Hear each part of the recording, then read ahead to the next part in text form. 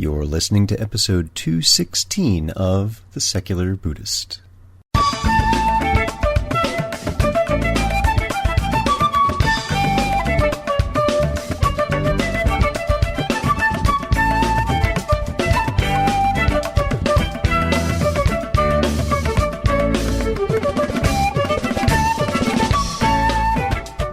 Welcome to The Secular Buddhist. I'm Ted Meissner. The Secular Buddhist is the official podcast of the Secular Buddhist Association, a grassroots-driven effort to answer the needs of secular teaching and practice for contemporary society. The podcast has interviews and roundtable discussions pertaining to engaged Buddhist training and practice, and the SBA website has show notes for each episode along with resource materials. Though the podcast focuses on core practice from a secular viewpoint, more traditional teachings are welcome and openly discussed. James Kempf joins us in our second Unplugged episode to talk about the problems he encountered in the practice and wrote about in his book, Silicon Valley Monk, From Metaphysics to Reality on the Buddhist Path.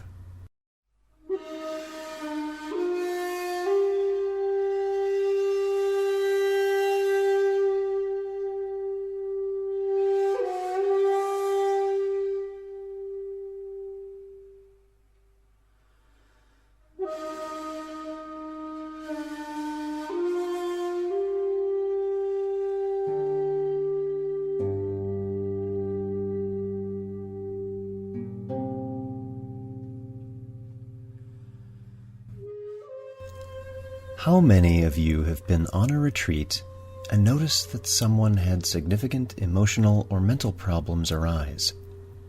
When a researcher asked this question at a recent conference, every hand in the room went up. The fact is, problems do occur, and not necessarily during retreats or even associated with retreats. They may happen weeks or months later, to people with no known history of any kind of emotional or mental difficulties. Knowing that we simply don't know, the problem remains, what's it like when this happens, and what do we do about it? This new series, Unplugged, sets aside the exploration of teaching, practice, and research, and instead allows an open and brave sharing of our humanity and the sometimes difficult path we travel. Episode 205 with our friend Catherine McLean was the first. This is the second, Unplugged. Dr. James Kempf graduated from University of Arizona with a PhD in systems engineering in 1984 and immediately went to work in Silicon Valley. James is a long-time Buddhist meditator with formal practice in both Zen and Vipassana. So sit back, relax, and have a nice ginger spice tea. Our guest today is James Kempf. James, welcome to the podcast. Thanks, Ted. I'm glad to be here. I'm so glad to have you here, too. And for folks who are listening, James is one of the participants on our Secular Buddhist Association website. And one of the things he mentioned recently is publishing a book, Silicon Valley Monk, From Metaphysics to Reality on the Buddhist Path. And that's one that I've been reading about a third of the way through.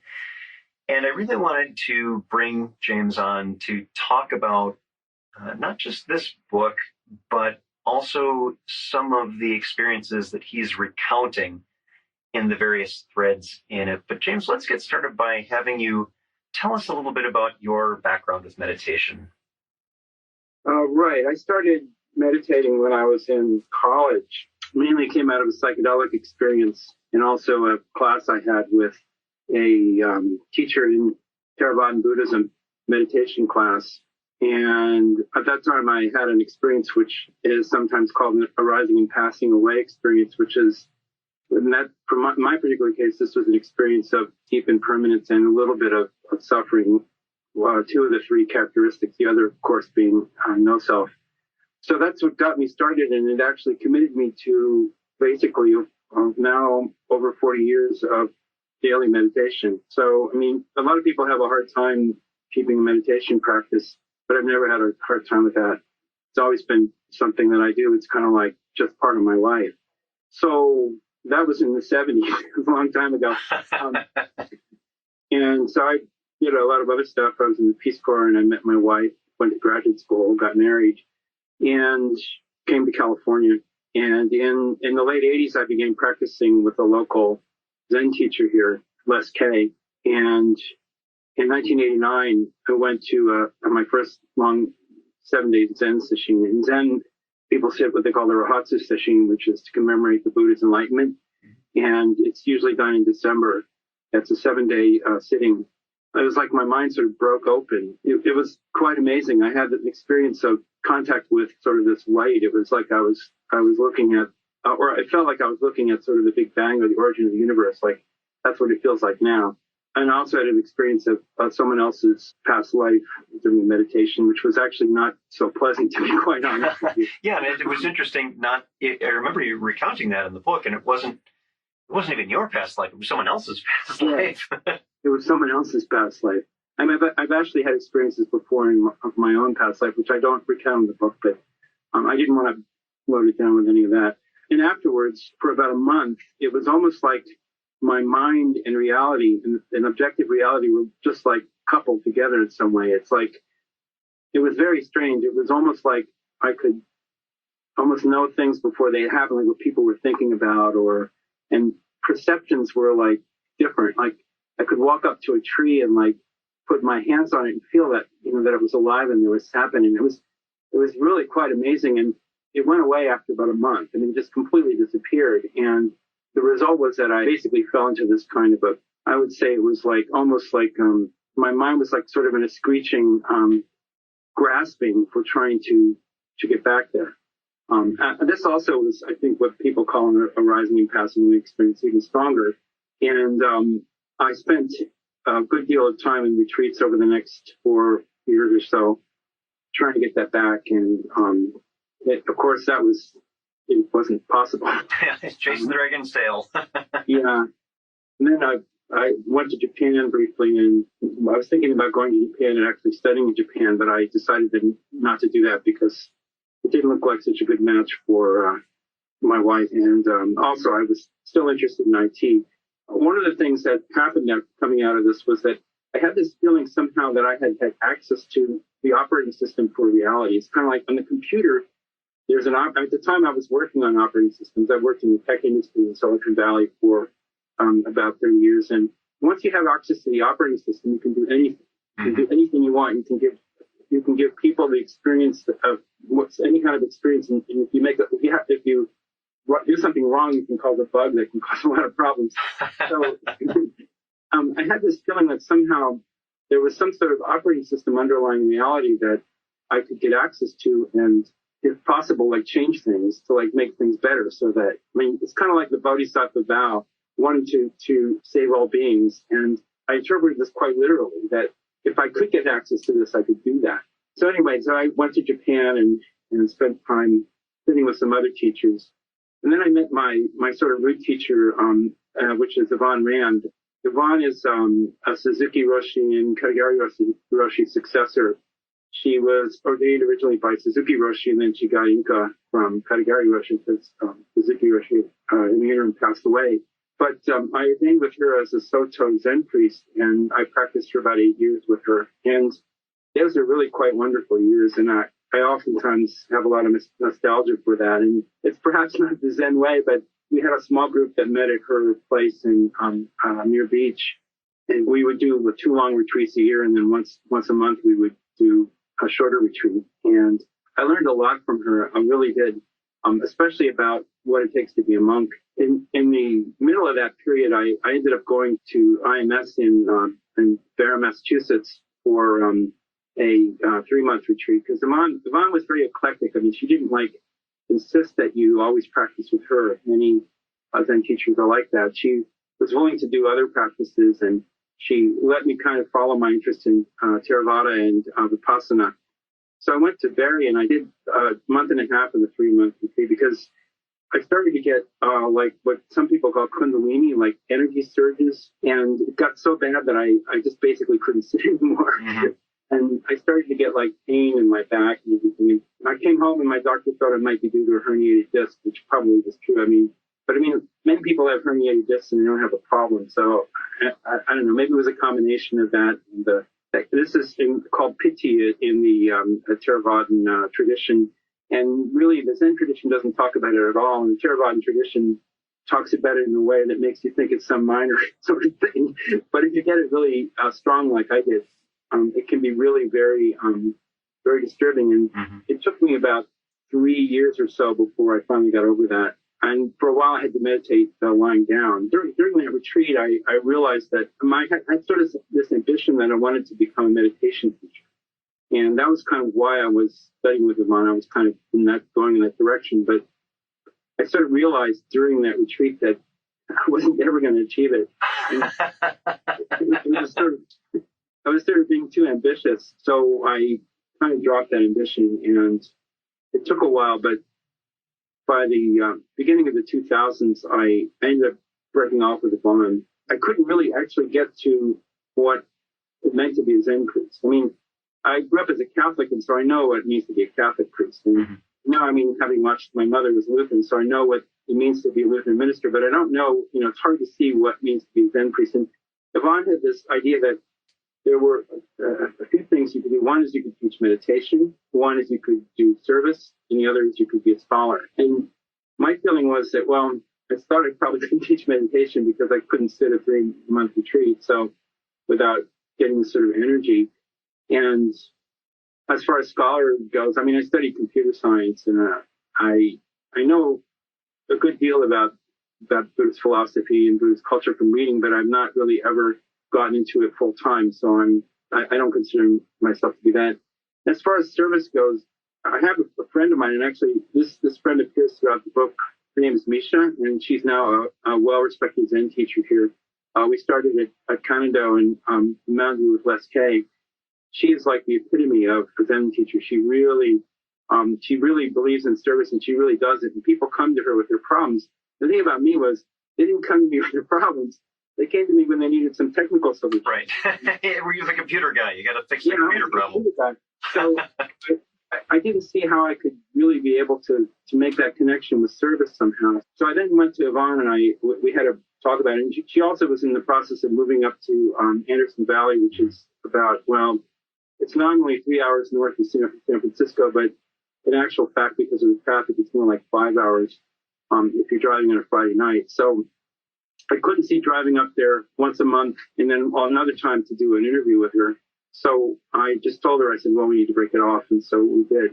Yeah. And it's interesting. You characterize it as a breakup in that chapter title, and you speak with great affection and care for that time, much more so than the time with Les. And it shows that you did have tremendous gains there, and you really have great affection for Yvonne and her teaching. Yeah, and I think she was a really good teacher. I mean, she didn't have sort of the spectacular meditative attainments that other teachers have, but she was really good on basic mindfulness. I mean, really getting you to really pay attention to what you were doing. And I think that was really important for me at the time.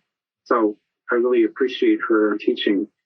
Yeah, so after that, I did some retreats at Spirit Rock. I did 3 one-month retreats there.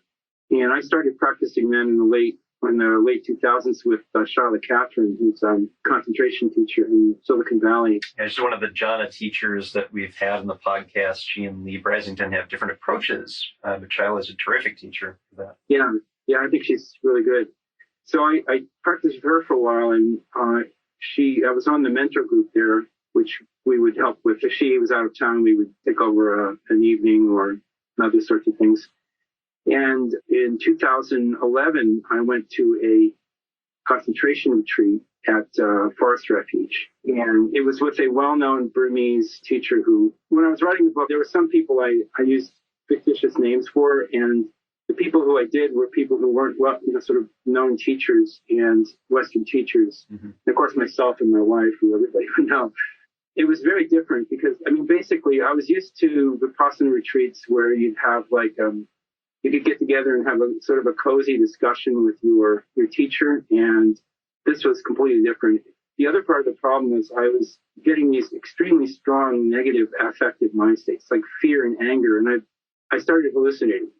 I was hallucinating, first of all, about demons, and then I hallucinated. There was one particular evening where there was a monk a Western monk he's the chief monk for the Sayadaw, and he gave a talk to kind of encourage people to, it's like, achieve your heart's desire and, concentrate and do jhana. And I thought about it and I said, well, my heart's desire really isn't to achieve jhana, it's to solve global warming. Yeah. Because, it's basically all, I think, part of this sort of bodhisattva vow. If the planet gets too hot for people to live, then human life and the rest of the ecosystem is going to go away. So anyway, I thought, well, the Buddha said that, no one knows what can be achieved with a concentrated mind. So I will concentrate my mind and solve global warming. So I did. And I started to hallucinate these devas that were coming and helping me to kind of solve global warming. And so this resulted in like about a 2-week sequence of hallucinations. The end of it was I went out on a walk and I had a hallucination of Yvonne as a demon, actually, who came back to attack me with on this big bird. And when I got back, it started to break out into my external behavior. Because up until then, it was sort of minor things like I didn't come to dinner and actually didn't sleep for like 3 or 4 nights. And I did a couple of sort of things that one could be concerned about my behavior with. Not injuring anybody or anything, but just kind of aggressive, mainly because I thought the center was being taken over by a demon conspiracy. And it was my job to kind of fix the problem. I was there to kind of save the center from that. So they basically called the local emergency room, and they had an ambulance come with a cop with a gun and take me away to them. He didn't actually pull the gun, but he had a gun on, and they took me away to the local emergency room. And I can understand why they were concerned. I kept saying, I need to find a place to sleep, and they said, no, you can't go back to your room. And I said, well, just find me a place I can lay down. And so finally I got to the emergency room and I laid down. And then I spent 3 days in the emergency room, and there was really nothing to do except watch television. And then I started hallucinating like crazy. I was having hallucinations I was watching CNN and hallucinating about Obama's election, which was on at the time. I don't even write the half of what's in there. What happened at the end of that was they decided that I wasn't recovering. And so my wife actually flew out from California. And at first I didn't want to talk to her. And then I agreed to talk to her. And so they decided to commit me to the local sort of self-entry ward where people who have some concern about their mental state can check in. So I checked in. And, well, the first day and night were where I was still hallucinating. And then suddenly this plate of spaghetti showed up. And between the plate of spaghetti and my wife and a pretty thought me antipsychotic, I managed to get back. Although it took another month, it really completely wore out. And I had this sort of impression that this was meaningful and I was doing something to really help, like the Bodhisattva vow, to like really help people. Somehow I thought I could find out the meaning of this by figuring out where I had walked because I had gone out in the middle of the thing and walked for like 8 miles. I thought I was walking to Connecticut where I went to school. I was supposedly had a mission there, it was all made up. But then I went on Google Maps and I looked at it and realized I wasn't walking south from Barrie. I was walking north. So there was no way I could have gotten it. So it all fell apart. And then I ended up taking antipsychotics, a very low dose actually, for another 3 months. And after that, there's been no problem since then. So, So anyway, that's that. And now I practice with Shinzen Young. Actually, he's got some experience working with people who have had difficulties. And he also is a great teacher. He's got a huge internet presence, which some people find off-putting, but I think is quite useful for people to understand. And he's one of the few teachers who actually talks about difficulties that people can get into. He has a video on YouTube where he describes a lot of the problems that people can get into. So. Yeah, Shinzen is very forthright about that. It's one of the things I admire most about him, and that he bases what he does on our experience, our human experience, rather than ideological stances or striving towards a particular goal that might not really resonate with your values and who you are. So, yeah. James, let's explore that a little bit. So you had some very compelling experiences years before, and were able to contextualize those and kind of get that, okay, yeah, this stuff happens, and it passed, and it still affected you.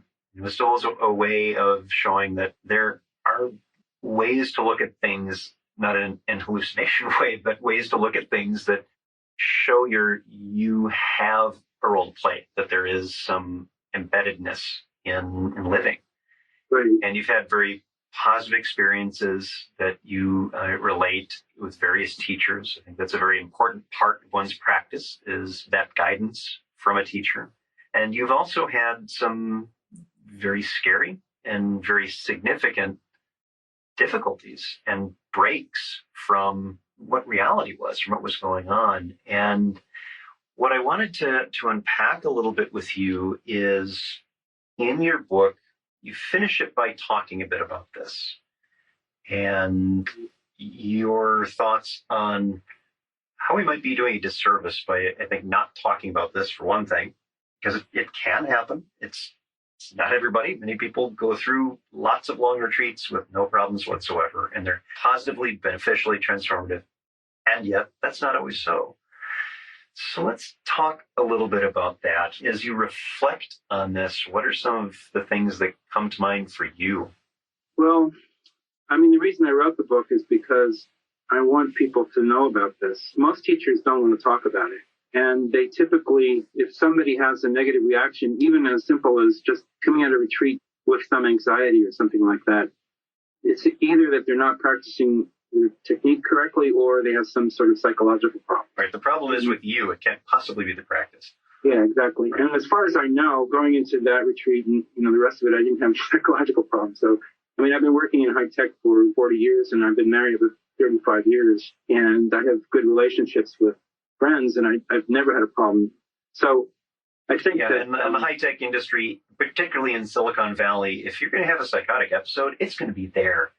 Yeah, exactly. Yeah. It'll come out. So it's possible for this to happen to even the most stable person. And the thing I'm most concerned about is the fact that mindfulness now is kind of becoming trendy, and it's on a lot of Time magazine covers, and people that take mindfulness courses, even if they just take it at a light level, if they have less psychological stability, they might run into problems right away. And if they have more and they get involved in deep retreats, they might run into problems. I mean, I've talked to Gloria, we've written about this, and she said that she gets calls almost every week from someone who's having difficulty. And there really is no support network or anything. I mean, basically, you're thrown out there and you're left on your own. I mean, there's really nothing there to help you. And some of the challenges on top of that is the deep problems, like the ones you encountered, don't always happen during retreat or during, say, a mindfulness program or something like this. It may happen a month or two after one has been on retreat or had an MBI. Yeah, typically I've looked into the literature. Usually it takes on the average about 2 years for people to get over this. I would say first time I had problems in 96, took about a year. I was probably clinically depressed and about a year to get over it. The second time I was over it in 3 months, which I think was mostly a matter of luck. And some people, they never get over it. I talked to one woman when I got back from the retreat in 2011 who had done a Vipassana retreat at the Forest Refuge, and she came back and couldn't work anymore. I mean, she basically quit her job. And a lot of people start doing mindfulness and people start running into problems. And I think what will happen is at some point somebody will run into a serious problem, and then the media will pick up on it. And then in a couple of years, there'll be a hoo-ha about, like how bad mindfulness is and, all this other stuff. And somehow I think there needs to be something there to be able to help people. And I mean, people talk about the spiritual emergence network that Stanislav Grof established so many years ago, and basically that's defunct now. It fell apart due to a lack of funding and also to the fact that the people that were running it were volunteers and they didn't have any psychological training, and so they didn't really know how to help. So personally, I think something like that should be set up for people that have difficulties with meditation and mindfulness. It doesn't have to be like advertised as really making it negative. I mean, it's just a matter of it's there if you need it. And every once in a while, teachers give a talk and say, this kind of stuff can happen. So, James, looking back, is there anything that you would have done differently in your practice, particularly in that retreat? Is there anything you think you could have done differently? In the 2011 retreat, you mean? Yeah. Yeah, I don't know. That's hard to say, but I think probably I wouldn't have done it, actually. Yeah. I probably would have stuck with a Vipassana retreat, and it's probably what I should have done. The concentration is known to cause this kind of problem, and this is why a lot of Vipassana teachers recommend against it. It can cause hallucinations.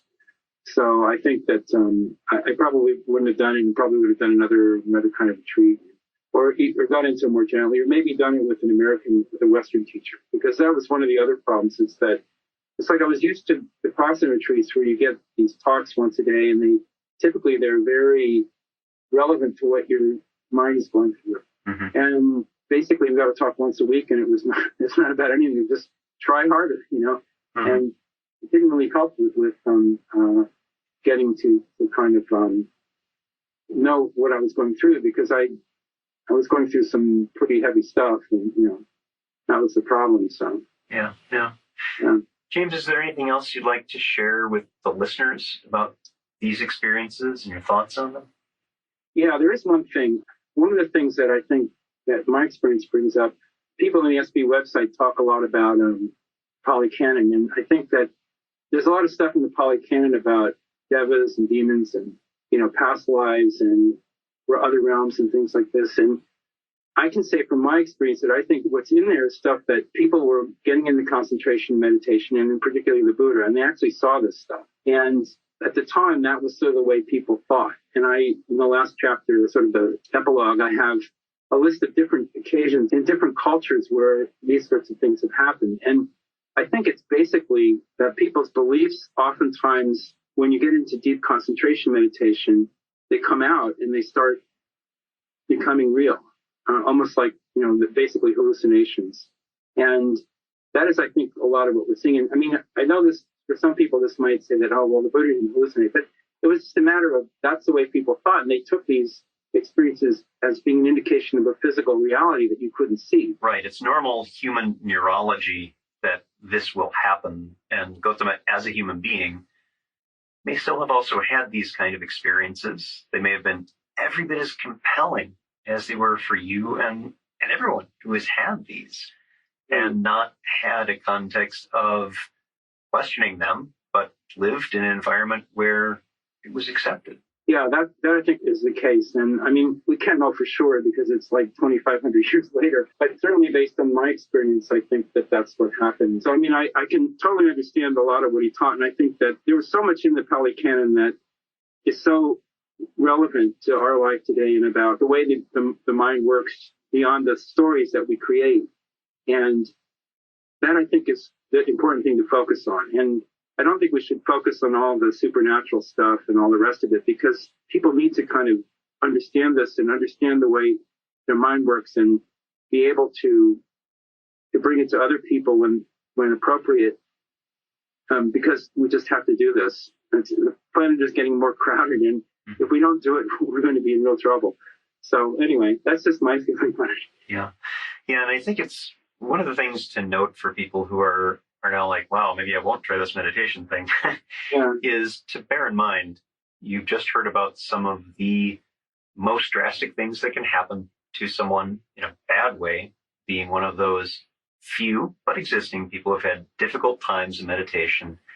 And yet, something I want you to also take away from this is that James still practices, and he's still active in our SBA site. And this is not something that has stopped him from it because, it was a bad event. Yeah, it was. But that doesn't necessarily mean that it's something that we completely give up on, because there's still reasons that we continue to do this. Yeah, I mean, I talk about in the book about some of the stuff I learned. And the other thread that's in the pilgrimage, which I did with Stephen Batchelor in 2010. And that was mostly about conditioned arising, or what people call dependent origination. And the other aspect of the book is the pilgrimage is kind of a travelogue. And that's a way to bring people in who might not be meditators or even sort of interested in Buddhism, and have them learn about conditioned arising. Because that's been a theme through my practice. That actually is something that I wanted to make it accessible to people who weren't sort of Buddhist scholars. And I think there's been a lot of work in the SPA website, Linda Blanchard's work, and some other folks that are now working on looking at, in the traditional canon, it's poised as a a kind of a metaphysical template with the 3 lifetimes. But really, if you look at it in the way Linda does, and some of the experiences I've had in meditation around it and actually watching it arise in myself, it isn't a metaphysical template. It's about how we create suffering for ourselves. Mm-hmm. And that's why I still practice, even though I've had all these hard times, is because I realized that there's so much truth in that, and being able to actually realize that and tell other people about it, that's what I wanted to do. So that's important, I think. Yeah, it is. And that's exactly the point, is that it doesn't always mean things are going to go smoothly. It doesn't mean that the practices we do are always easy. There's still good reasons to do them. So our guest today, James Kempf. You can find out more about what James is doing on his site, SV Valley, Silicon Valley Monk.com, which will be linking on the episode page. And I'll also have a link to his book, Silicon Valley Monk. James, thank you for joining us. Thank you, Ted.